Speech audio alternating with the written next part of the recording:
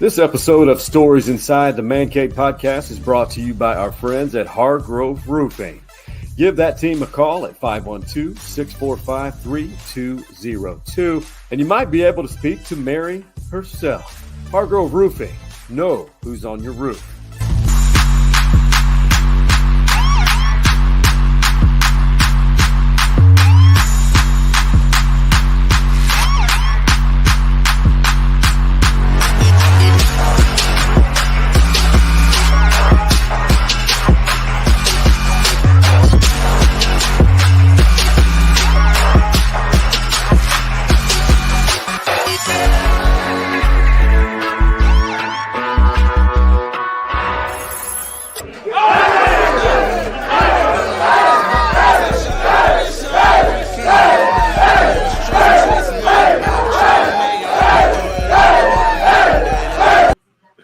Stevie Lee, I think we can call that the Hook'em Dub Dance. Is that fairly? That's a good title, right?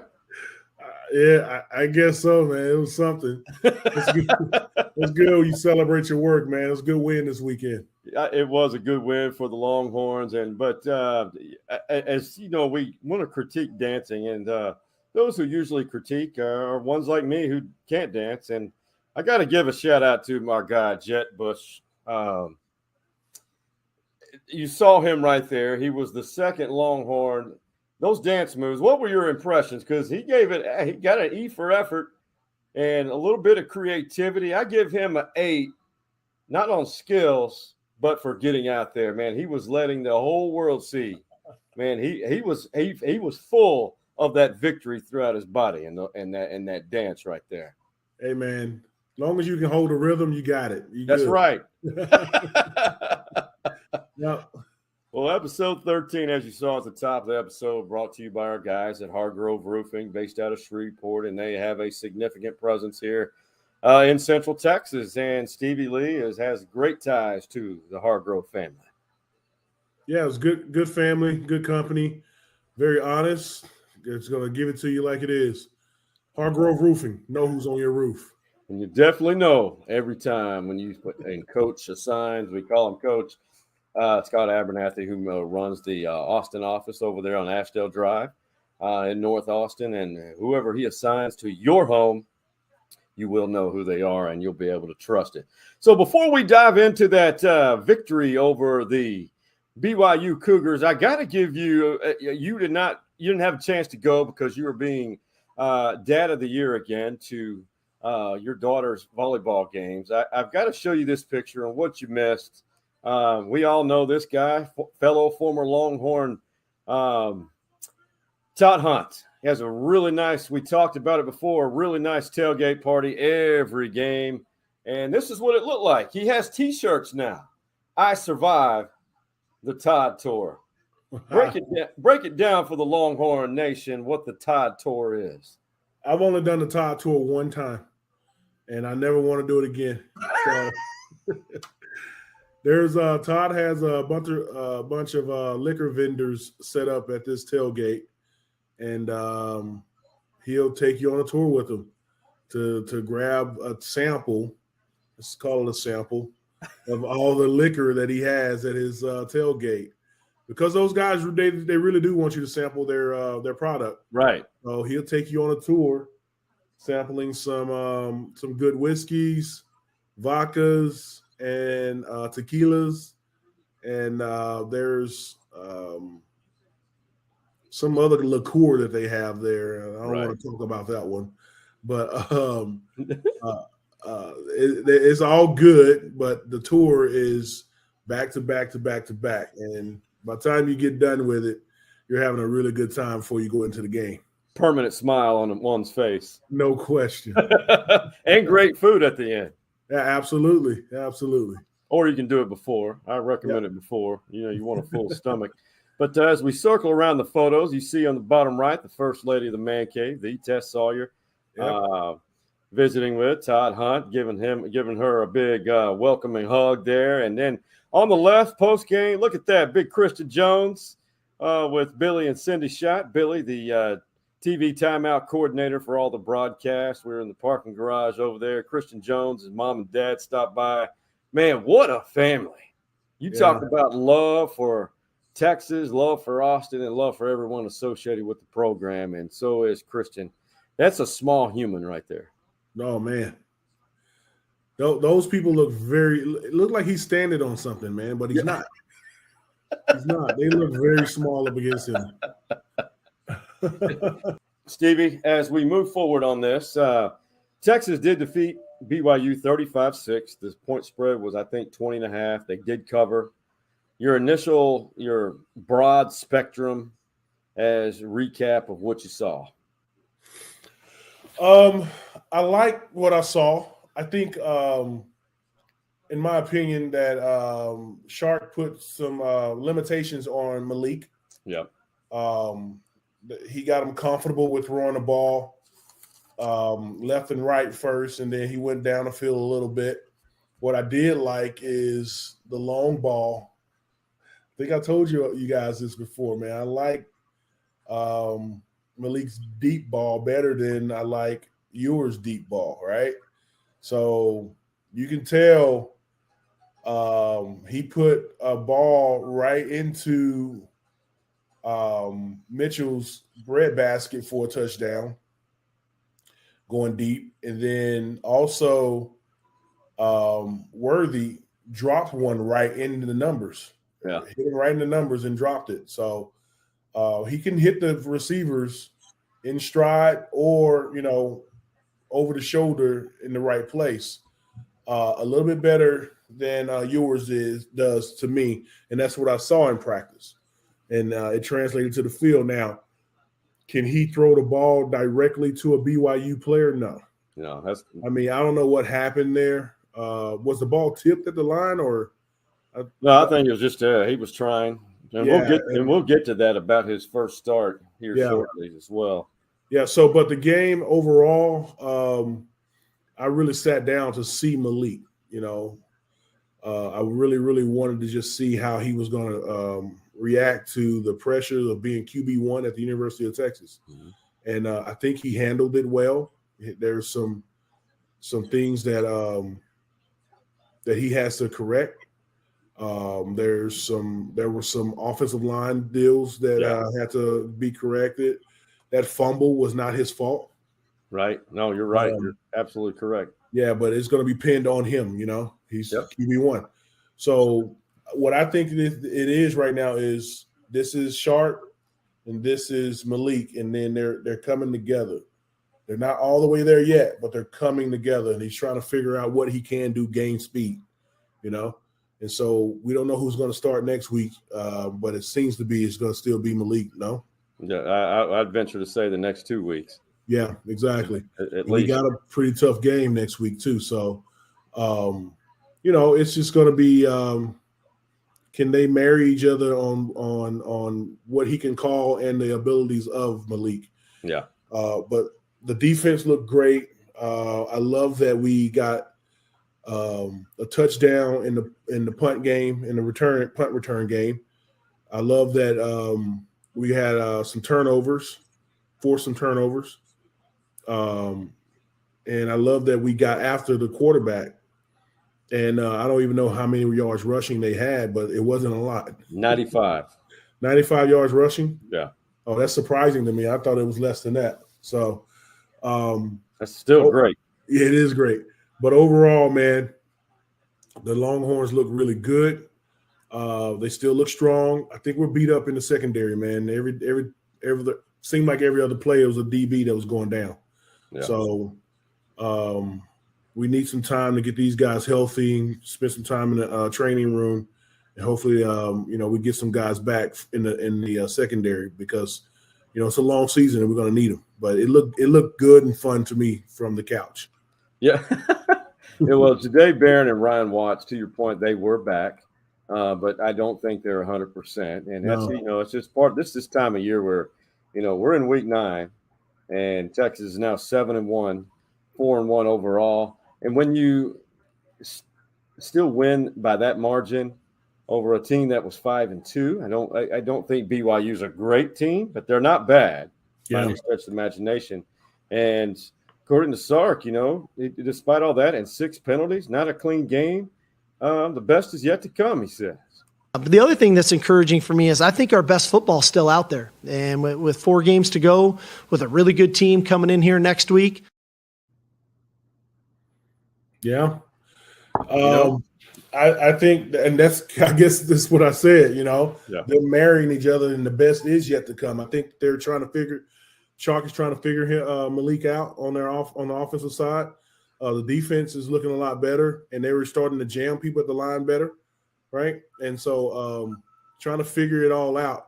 What I want to see in a football team, in my football team, is that they're getting better every week. Yeah. And this week was a step of getting better this week. I thought so. And, the offensive yardage, I mean, they did score, I believe it's now, I want to say, and I may be wrong on this, 8 games in which they've scored 30-plus points. And I think that's a program record, I think.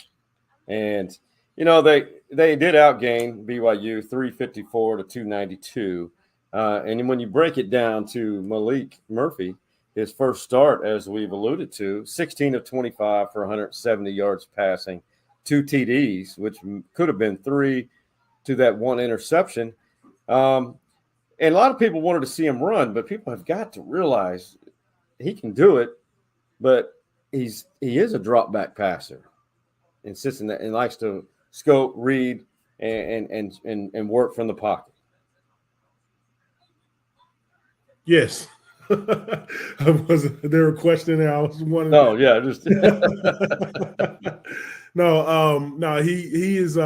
He's always pass first for me, and I like that about him. But I would like to see him use his legs because what I noticed, and I haven't even talked to anybody about this, when he did throw the interception, he ran the guy down. He did. He ran him down. So and he has wheels and he has some agility out there. So. Sometimes pull it down, Maalik, and go ahead and get the 5 to 10 yards with your legs, man. No, he's capable. Yeah, he is more than capable. I did a post-game interview with Billy Schott after the officials got off the field, showered up, and he said that because they're down the field with them, and said he's as physically imposing of a human as Vince Young is. He just doesn't have the same legs, but he has enough speed to break away. Yeah. And, I would love this because, when Ewers does return, you're going to have 2 guys who are more than capable. I think really people need to ease up on pushing Manning to play unless it's just to get reps because his time will come. His time will happen. It's just I don't think this year is it. But you do need to get him some reps in some games when it's worthy of that. Stevie, one issue that's frustrating for everybody is, and we can't quite figure it out, and it's this right here. It's going to be Brooks.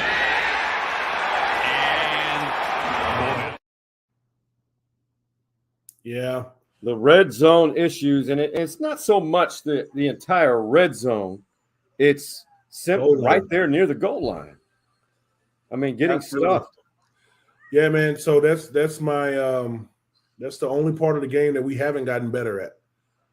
Is red? No, you're right. Let's not say red zone. It's goal line.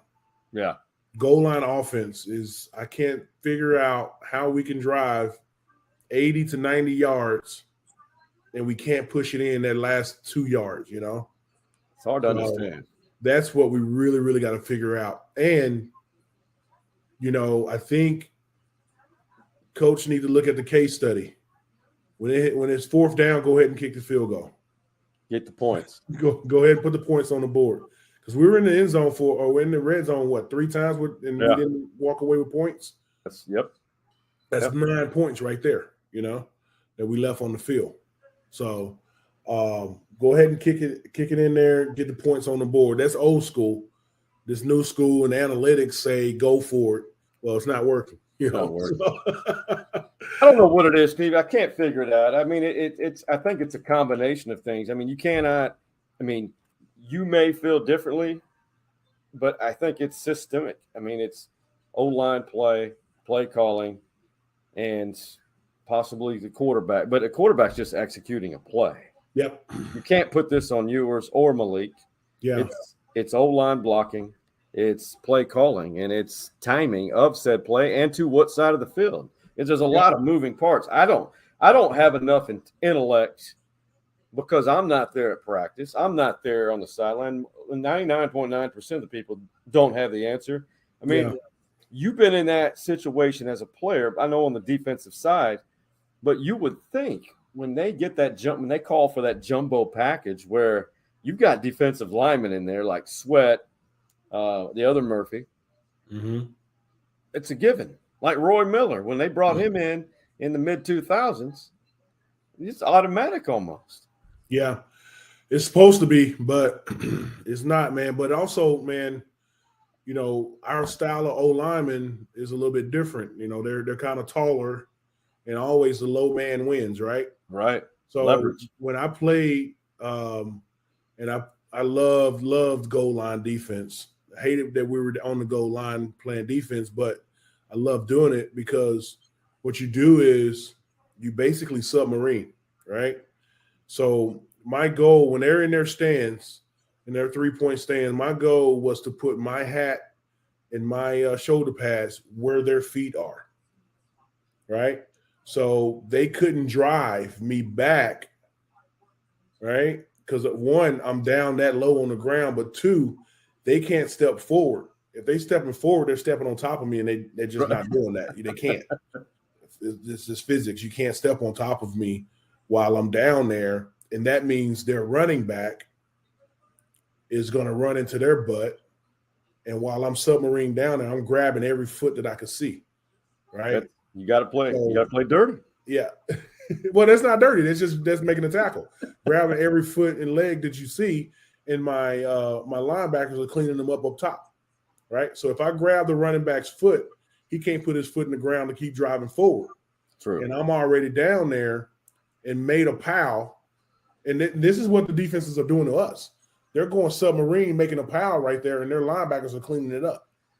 And that's what we did back in the day. So what needs to happen is these guys got to get even lower than the defensive tackles and go shoulder to shoulder and try to drive them out. So it's something's got to happen, man. I think I don't know. I don't get $5 million a year to figure it out. It's just something got to happen and just take the points, you know. Yeah. Well, they're going to have to take the points. I'm just assuming for the next opponent, because this is where you got to let your nuts hang and let it all out, and you got to get lower than your guy in leverage type of situations. Because just ask Dana Holgorsen about what happened to his program, University of Houston, against UT's next opponent, Kansas State. Well, that's what Big 12 championship football looks like. It's they got beat 41-0 by K-State, who has now scored 40-plus points in 5 of their 8 games. Wow. Yeah, our defense got to step up this week. But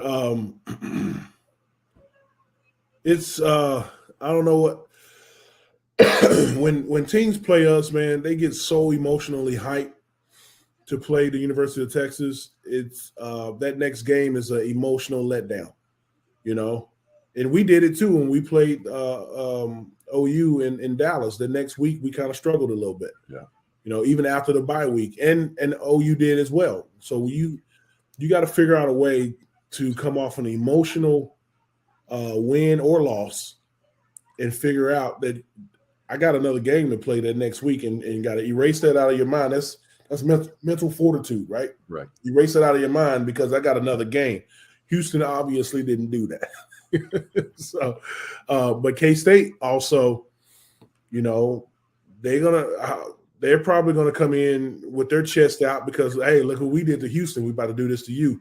But they gotta block that 41-0 out of their mind as well. They have to, and you know their only 2 losses are to Missouri, which is having a really good season. They're number 14 in the country, and they lost to Oklahoma State, which is becoming a much better team as far as how they started the year. And when you look at the big picture here, I mean, the thing that really stands out to me, we are now past the halfway point of the season. There are five teams tied for the Big 12 lead right now, two of which will make the Big 12 championship. They're all tied at 4-1, two of which are Texas and K-State. The thing that I hate about this Saturday, Stevie, Fox's big noon game, noon Eastern, they have chose Texas and K-State here in Austin. So kickoff for this big game is at 11 a.m. Yeah, man, I figured that out last night, dude. I was like, man, why 11 a.m. game for this game? Oh, it's that's one of the reasons why I'm okay with just leaving the Big 12, right? Yeah. I'm looking for a night game in Austin. It's gonna be cool weather, you know. We got these new fancy lights in the stadium, and we're not gonna be able to use them, you know. I hate it for one game, and that's it, dude. So I hate it. Yeah. So I don't know, man. It's that was a letdown, disappointment for me because I had I got my family's all going. I got the girls and my wife, and this is going to be our basically our last home game to go to because we check out for Thanksgiving. Go to Shreveport. Yeah, exactly. And so I was like, girls, it's our last home game next week, and we're going to hang out all day as a family and do this, and that. And then the time came out at 11:30. I was like, oh, they just ruined everything. But we'll still be there and have a good time. Well, they had to have a couple breakfast tacos before we imbibe on the beverages, so to speak. Yeah, exactly. Yeah. But you know, it's a little bit more fun when you have at least an afternoon game, but mostly the night game in DKR. Yeah. Well, the reason why this is, I mean, all games are meaningful in October and November, but we kind of knew this potentially could happen, but the reason why there is a five-way tie is because teams like this one, Rock Chalk Jayhawk, hey, they said, we're not done. We are not done, and they did what a lot of people are calling one of the bigger upsets of the year. But KU upset Oklahoma in Lawrence, Kansas, 38-33, and a lot of people said earlier when Texas beat up on Kansas, it was because they didn't have their starting quarterback, Jalen, and he was out due to back spasms, you know. And the problem I have with that, when people were saying that, Jalen Daniels, that, you know, because Jason Bean was the quarterback, and I thought he was a good quarterback. I thought he did a great job. Mm-hmm. Well, Texas shut him down for the most part, not completely. But KU upset Oklahoma with Jason Bean. Yeah. Now, where are all the people criticizing UT's win over Kansas? Yeah, man. So I don't know. It is a lot of parity in the Big 12, man. And that game was fun to watch. I was flipping back and forth, trying to catch the end of that game. And you always smile a little bit whenever, you know, OU go down. Yeah. But we also needed OU to win out to make our schedule look better, right? You know, for the voters. But you know, at that point, I'm like, haha, you know. But you know, like I said, our goals are still in front of us. We just went out and get to the Big 12 championship game. No matter who we play, just win the game, and I think our goals are still in front of us. But man, the Jayhawks, they're a team, man, and they feel like that they can probably win out as well. So, and they're bowl eligible again. They're bowl eligible. And that's great for that program, you know. Mm-hmm. So the fans stormed the field in Lawrence. You know, I don't have a problem with that, but I have a problem with stuff like this.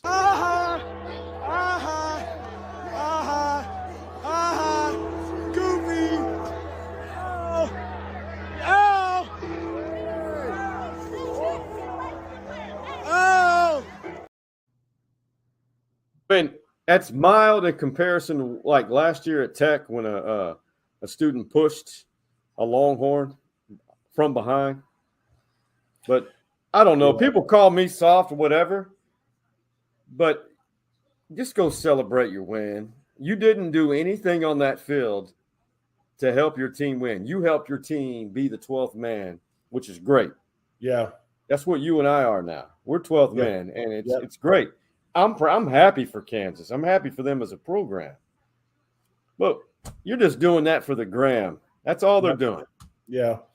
When you really think about it, the kid with the L's he's the loser, and the kid that's walking off the field, with his dignity and not retaliating to that's the winner. You know what I mean? So it could go really, really bad. This kid goes to his dorm and sit and play video games, study, and watch TV all day while this other kid is in the weight room and he knows he can kick his ass at the drop of a dime. If he got mad and actually did what he wanted to do, it would have been all over for this L kid, So that's the bigger person that walked off the field. The other person with the L's is the actual loser, Right. Yeah. Yeah. That's my opinion because it happened to me. We're in Texas Tech. When I was playing, Texas Tech beat us. The Red Raider student body comes down on the field, and you got to put your helmet on like that kid did and walk off the field. You can't say anything, do anything, but they're taunting you. They're calling you all kinds of names. Get out of my stadium. This, and that. And you have to put your helmet on and just walk straight out because, we have a unique opportunity to be on that field. And it can be all thrown away with one punch, one push, one slap. It can be thrown away. Your whole life could change. I agree, and you got to have control. But I will say this, and I've said something before on a live stream before in a high school game, and it for me venting. But I'm going to say this: I do not condone violence in a situation such as that or any situation. Right. If you step foot on a surface or an area to which you're not supposed to be in that situation, you're fair game. You're not part of the game. Yeah. On the field, you're part of that atmosphere. Be proud. Support your university. Support that team. Live and die. Jayhawk blue and red. Or whatever team. Go enjoy that moment, but leave the opposing team alone in that situation. Or whatever happens to you, it happens. Unfortunately, the people that hand down the punishments won't see it that way. I understand what you're saying, but everybody else in regular society wouldn't see it that way, and it will be all that kid's fault. Right. I agree. Yep. Well, moving on to as we are, it's really getting fun. October, November is a lot of fun. I want to talk about the nation's new rushing leader and the FBS leader. Wait, start that over. So get used to this name here in the Big 12. He is now the nation's new rushing leader from Oklahoma State. He's a Fighting Gundy in Stillwater. They always seem to have a great running back in Stillwater, Oklahoma. Ollie Gordon, 1,087 yards already this season. Taj Brooks from Manor was the nation's FBS leader at one point. And so Ollie, he's just had a tremendous run so far. And Texas does not have to face him because Texas will not have to face Oklahoma State this year. But Ollie, I want to give you these numbers, the last few games for him. I mean, this is unreal what he's posted the last, 5 games. 121, 136, 168, 282, and 271 yards rushing and 8 touchdowns in the last 5 games. Wow. Some good numbers, man. Yeah. I'm glad we don't have to play them this year unless they make it to the Big 12 championship game. Yeah, and they're not on our schedule. So, but we got a big defensive line that can do some things on the line. So, but I'm happy that we're not playing this kid. That's all those great numbers. Good for him, man. Right. Yeah. It is. So the numbers that count are generated through computers, the human polls. They don't take in consideration my poll. But I will venture to say that I think the poll that I release every week that has not been released as of this recording, the stories inside the Man Cave Power Poll, if you will, which I'll give you my top 4 right now. I mean, it will probably look the same, but it's UGA, Ohio State, Michigan, FSU. Then you got Washington, Oregon, Bama, Penn State, Texas, and Ole Miss. I think OU losing to an unranked team, even though it's on the road, puts them on the fringe of 10 and 11. This power poll of mine just goes by what's happening each week, who they played, where they played, and the eye test. So you still got OU in front of us? No, they're on the fringe. Texas is 9. Oh, yes. Yeah. You had Bama in front of us. Bama, 2 spots, because Bama, they had an off week. And I just feel like Bama's gotten better since Texas. A little better. Okay. But still, relatively, if you go 6 through 10, those teams are all interchangeable. As far as the eye test, I think Texas has a really good chance. You win out, they're going to find a way into the playoff. Yeah. Really do. So college football playoff rankings, the first one of the season, Halloween evening. I can't wait. It comes out in the evening? I believe so. I think it's at 6:30, I believe. I can't wait. Let's see it. I'm ready for it. And I think there will be a surprise, maybe, because it's. I think you'll see some parallels to it. But these polls have really enjoyed, or really do favor Texas, because Texas, I think, moved up to 6 in the coaches poll. Gotcha. So I think that's good. I think that's there. Yeah, it's just a long season. People get bent out of shape, but that's what's great about college football. Everyone has an opinion, and everyone's opinion does matter in my opinion. Hey, humor me. Great picture. It looks like it's in a pet store somewhere, or a place where you can adopt dogs. Someone's in a Halloween outfit as a cow with udders, and that dog is still remembering his days nursing. Yeah, and he identifies an udder which fits his mouth. There he is. Hey man, he went back to his animalistic ways. He's like, man, who put a vest on me? I'm a real dog. Man, I'm going for that udder, man. show you that I'm a real dog. Give me this udder. Take this vest off of me, man. Take this vest. Those udders are a little low. Yeah, exactly. I don't know what that. You know what? I won't even say that. I'm not gonna say it. I'm not gonna say it. A lot of oral fixation going on right here. Yeah. Don't walk around the house naked with that dog around. That dog's always looking for a straw. Yeah, man.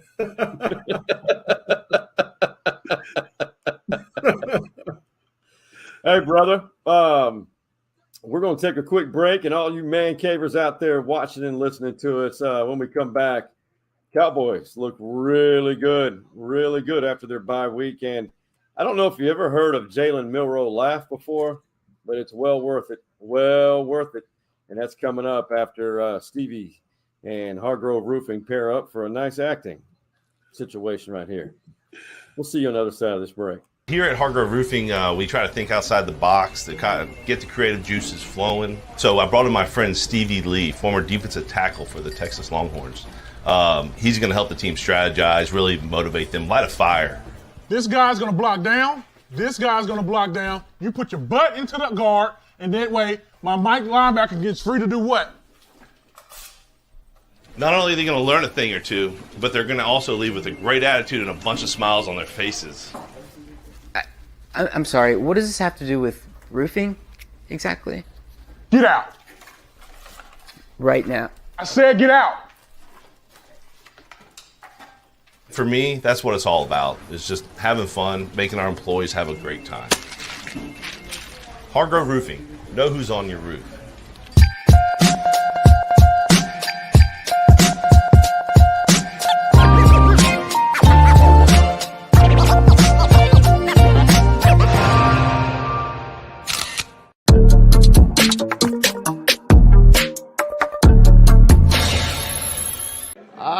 not necessarily surprised because that's what we're looking for, week in and week out. That's how we should play, and that's just more of a stepping stone to what's to come. That's your mentality. You have to have that mentality every week. Every week. Cowboys moved to 5-2. 5-2. They need to play teams from LA every week. Absolutely, but that was an impressive win. The first half was really impressive. I think they left. It was 33-9 in the first half. Yeah, 33. That's really right. Impressive. They came out on fire. Was that at halftime? You're absolutely right. Yeah. So they came out on fire, ready to play a football game. LA didn't, and so it was fun to watch them kind of gel together and keep the team on the gas and finish out the game. You always hold your breath with the Cowboys. They can also blow a lead like that too. So I've seen it, and I've held I don't hold my breath because I was blue in the face before because of the Cowboys. But to Stevie's point, good win nonetheless. They did a great job today against the Rams, and 5-2, and you got a week from this Sunday on November 5th at Philly. At Philly. Yep. Still divisional rivals. Yeah, that's good, man. That's gonna be fun. That's big. Is that Sunday night game? No, Sunday mid-afternoon. That's gonna be fun. We're gonna find out a lot. See what the Cowboys and see if Dak can see if he's ready to redeem himself from a couple losses this year. But those are always great matchups. Yep. It's so you, the viewer, we want to hear from you. I know beating the Rams and the Chargers don't define a team, but man, what do you think, Man Cavers? Let us know on Twitter at Stories Man Cave or even on the IG page. Shoot us a message. Really want to know what you think. DM us, DM Stevie, DM me. Now let's talk about the Cowboys, man, because it's either you love them or hate them, but you feel like this team has enough to pull out that dub in Philly, the city of brotherly love, and they're not very nice over there as far as football fans, which is a great football environment, by the way, in Philly. Yeah. Let's talk about the World Series, Stevie. It's all tied. I was on cloud nine along with the rest of the Texas Rangers nation after Texas pulled out that game one win. Garcia, big bat, just walk off right there is beautiful. But then I, along with the Rangers and Rangers Nation, humbled greatly. And Arizona, with the 9-1 win, now the series switches to Phoenix for 3, 4, and 5. Games 3, 4, and 5. What's your gut feel? Well, I think that the Rangers can go into Arizona and take home field advantage back. They got home field, right? Rangers got home field. Yeah. And they can take it back and just defend home field. Garcia has a big bat, man, and that was fun to watch. This first to get the home run to tie it up, and then go into extra innings and then have a walk off. That was fun.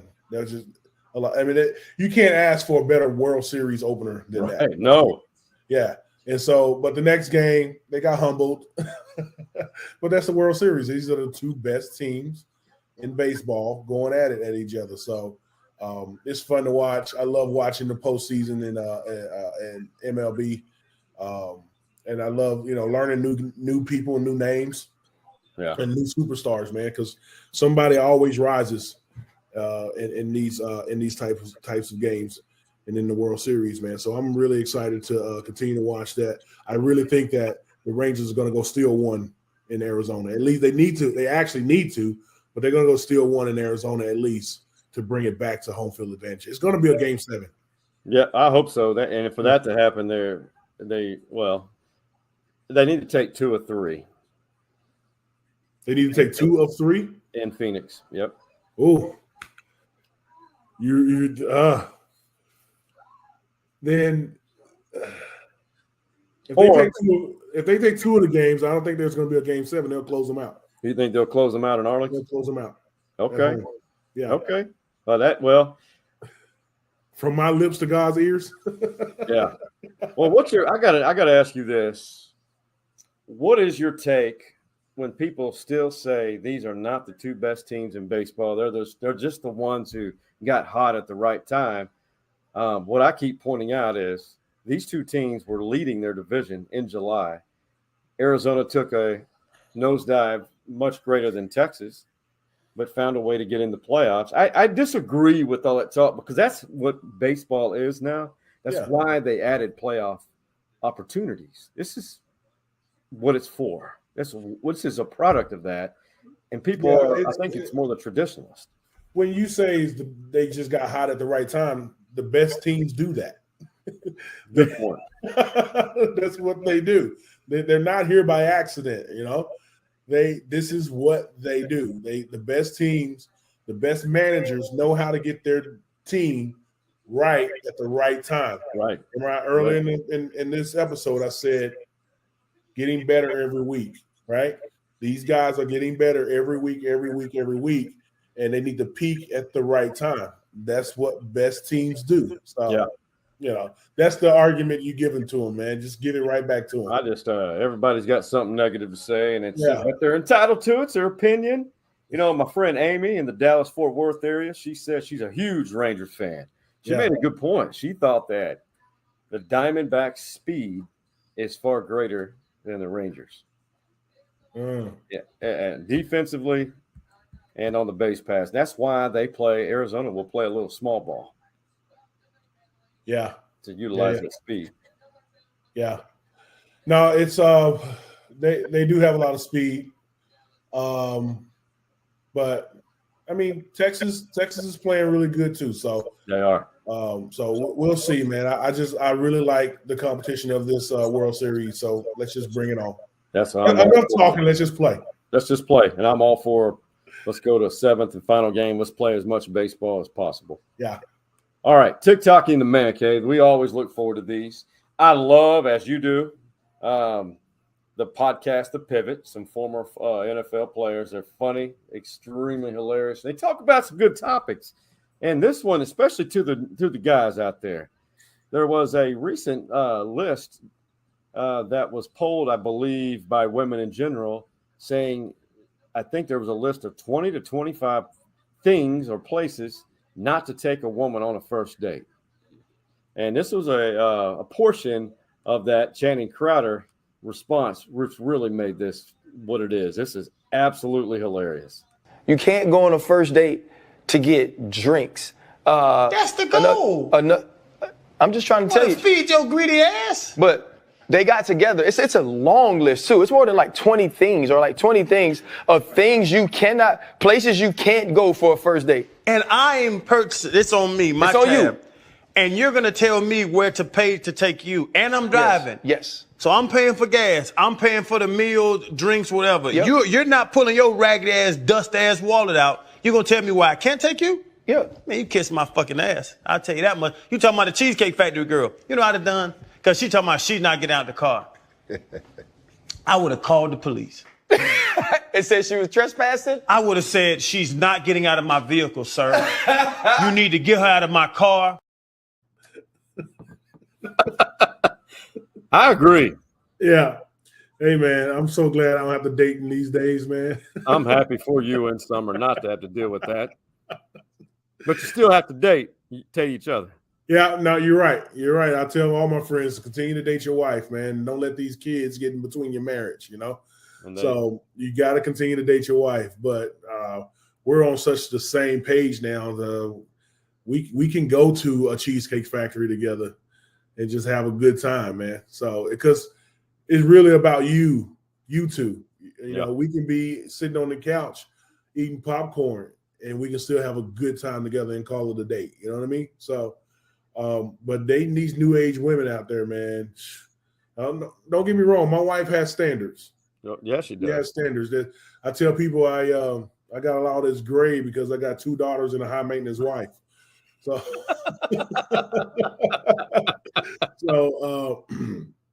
and she has standards, but man, I'm so glad I'm not in that dating world, man. It's awful, bro.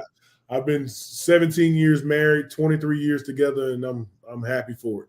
Yeah, well, I was married once 5.5 years, and then, whoo, Lordy, I'm not going to say names. Not going to say names. I've had 3 pretty amazing women in my life post divorce. Yeah, I will say that. And 2 of which have been here in Austin, Texas.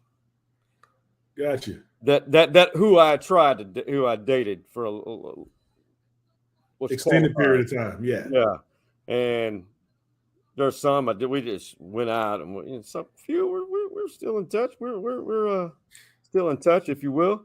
But I got to admit, why? I mean, I've never taken a date to the Cheesecake Factory, but I saw that video. That girl was serious. She was. Went all diva mode on that guy, and that guy could not have been more of a gentleman, more respectful, and planned it out. Mm-hmm. I couldn't believe it. I know that doesn't represent most women. I'll say that. Let's be realistic about that. That's not most women. Yeah. The other problem that people are not talking about in that video, and I don't want to break it down like I'm analyzing it, he had reservations at a nicer place. She was an hour late getting ready. So they missed those reservations. So this is the only place he could get into.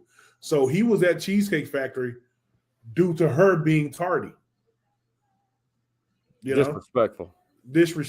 So it is what it is, man. You know, these women are going to standard themselves out of a good person. Out of a good partner. I think we ended on that discussion. That's standard yourself out of that. I love that. Well done, Stevie. Yep. Hey, man, tell me something good. It's as we are doing this episode, man, it got cold quick. And for some people, that is good, but not for your boy over here. I know we need a break. I'm not asking for 95 to 100 degrees, but can we just situate and stabilize the weather out here? Let's just give us 75 to 80. I'll be okay with that. But come on, man. 50 degrees, 48, 45. Yep. I can't do it. I hear you, man. But that's something good for me, man. We got real fall weather now. Around Halloween is 2 days away from now. And it always is cool night, hanging out with the kids. I love my neighborhood kids. They always come up and say hi to Mr. Stevie. I put my mask on to try to scare them and pass out candy. I'm the old man on the end of the cul-de-sac, you know. So that's something good, man. Have fun with the kids. Everyone be safe out there. Yes. Love on each other, man. It's what we need in this world, in this country right now. Just love on each other. Love thy neighbor. Love on the kids. They'll always remember it. And if you got the means, man, get the actual big size candy bars for the kids, man. So don't get the little small packs. Get the big size. They'll always remember you, man. And so that's something good, y'all. Spread love through Halloween. You're going to have a bunch of people, a bunch of kids coming to your door. Just spread love, spread positivity. That's all we need right now, man. This economy is getting jacked up. Interest rates are jacked up. We got wars overseas. What we need now is a smile and for us to all come together, no matter who you are. We needed that, and I needed to hear that from you tonight. And I think everyone who's watching, I hope that you benefited from what Stevie just said, and definitely need to do that. And it's part of the 10 Commandments. If you're part of the Christian faith, love thy neighbor. And see, I don't even think, and you're right, yes, absolutely, but that's just a human thing. You can be an atheist out there, but still love thy neighbor. Yeah, just love on each other, man. It's all about love, man. It costs you nothing, and it hurts nothing for you to just smile at someone or say something positive. Or say something positive, man. That's all we need.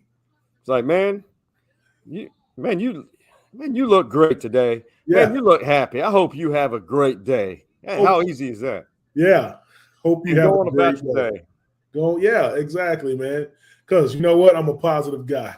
You are a positive guy, Stevie Lee. I will say this. I do make it a point, regardless of what has happened to me, if it's negative that day or just not a great day, I will tell everyone I see, how are you doing? Yeah. Hey, man, thank you for holding that door or open the door for them. I had an instance last week where I said, hey, how you doing? I hope you're doing well today. Yeah. They said that they thanked me for that. Yep. And I was like, I wasn't prepared to respond. Yeah. Because you did it out of the kindness of your heart, not looking for anything. You were putting out positivity, and that's all you wanted to do is put out positivity, and you got something even better back, So you're gonna take out what you put in. You know what I mean? Right. So putting out a bunch of positivity, and then you getting something back, it just makes you feel good, and it costs nothing. Stevie, positive guy. Much love to you and your family, and to the Hargrove Roofing family. Man, we appreciate them. And for the OG Man Cave boys, that being Hardball Hards, Big Mike, and Coach Mo, what do we tell them, Stevie? We out. You see the drippy, I'm fitted up. Hop in my car and the giddy up. I said get out.